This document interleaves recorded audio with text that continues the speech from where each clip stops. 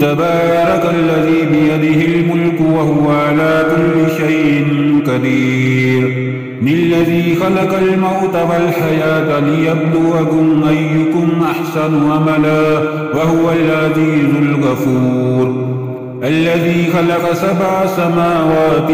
طباقا ما ترى في خلق الرحمن من تفاوت فارجع البصر هل ترى من فطور ثم ارجع البصر كرتين ينقلب إليك البصر خاسئا وهو حسير ولقد زينا السماء الدنيا بمصابيح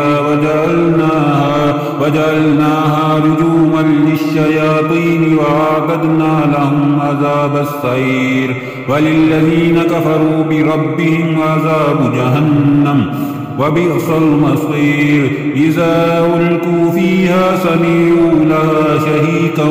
وهي تفور تكاد تميز من الغيظ كلما ألقي فيها فوج سألهم خزنتها ألم يأتكم نذير قالوا بلى قد جاءنا نذير فكذبنا وقلنا ما نزل الله من شيء إن أنتم إلا في ضلال كبير وقالوا لو كنا نسمع أو نعقل ما كنا في أصحاب السعير فاعترفوا بذنبهم فسحقا لأصحاب السعير إن الذين يخشون ربهم بالغيب لهم مغفرة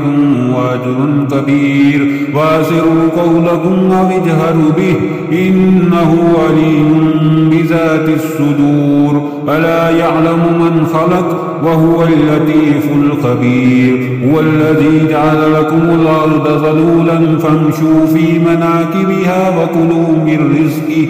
وإليه النشور آمنتم من في السماء أن يخسف بكم الأرض فإذا هي تمور أم أمنتم من في السماء أن يرسل عليكم حاسبا فستعلمون كيف نذير ولقد كذب الذين من قبلهم فكيف كان نكير أولم يروا إلى الطير فوقهم صافات ويقبضن ما يمسكهن إلا الرحمن إنه بكل شيء بصير أمن هذا الذي هو جند لكم ينصركم من دون الرحمن إن الكافرون إلا في غرور أمن هذا الذي يرزقكم إن أمسك رزقه بل لجوا في عتو ونفور أفمن يمشي مكبا على وجهه يهدى من يمشي سويا على صراط مستقيم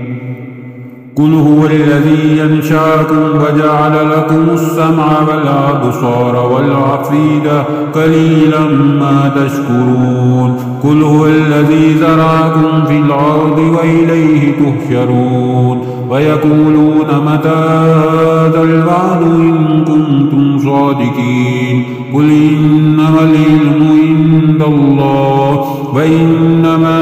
أنا نذير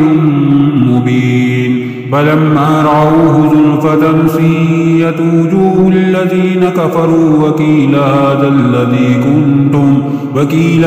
الذي كنتم به تدعون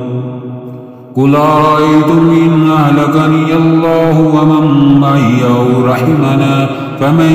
يجير الكافرين من عذاب أليم قل هو الرحمن آمنا به وعليه توكلنا فستعلمون من هو في ضلال مبين قل أرأيتم إن أصبح ماؤكم غورا فمن يأتكم بماء معين